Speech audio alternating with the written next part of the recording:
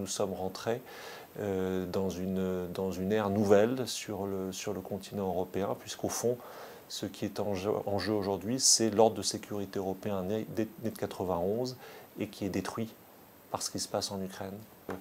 Les sanctions économiques étaient censées ramener Vladimir Poutine à la raison politique, et on se rend compte qu'en réalité, ces sanctions économiques ont provoqué une escalade militaire.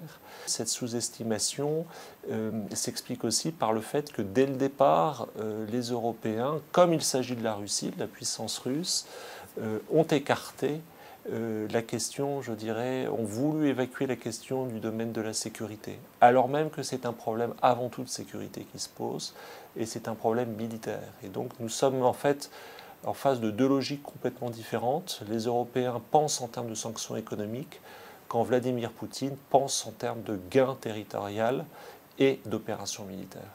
Sur une éventuelle adhésion de l'Ukraine à l'OTAN telle qu'annoncée par Rasmussen, il faut rester évidemment prudent, parce qu'il faut comprendre qu'il y a deux choses. Très probablement, ça serait vécu comme une provocation, une escalade supplémentaire à Moscou.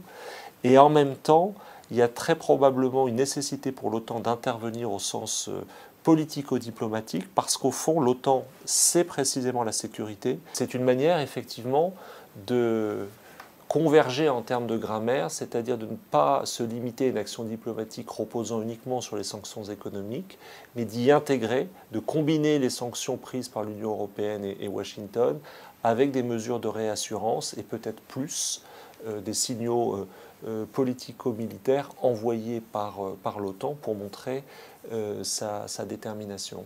Il faut effectivement toujours maintenir le contact, toujours s'efforcer de parler aux partenaires russes, éviter un isolement trop prononcé. Il n'y aurait rien de plus catastrophique à mes yeux qu'une situation où la Russie deviendrait un peu dans une posture comme celle de l'Iran.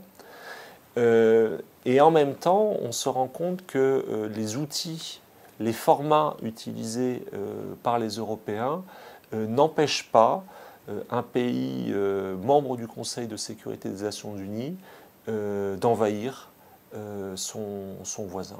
Et ça, c'est extrêmement préoccupant sur l'évolution de notre système international et plus précisément de notre système européen.